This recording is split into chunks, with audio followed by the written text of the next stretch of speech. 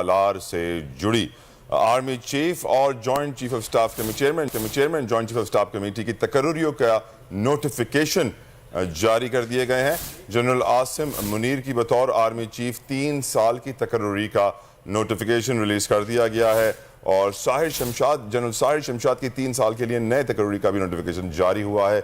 मजीद अली शेर हमारे deputy bureau chief हमारे साथ मौजूद हैं। अली, अपडेट कीजिए।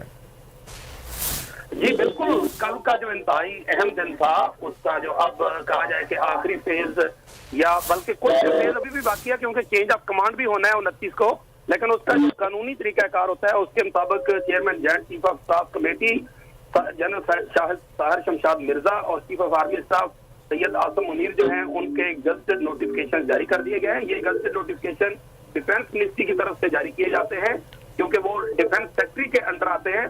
तो इनके नोटिफिकेशन जो है 27 नवंबर से इतलाक होगा। शमशाद मिर्जा का वो as chairman joint chief of staff committee charge संभालेंगे, जबकि 29 नवंबर से जो है वो Syed Asim Munir chief of army staff का चार्ज संभालेंगे। तो ये 3-3 साल के लिए तकर्री होगी।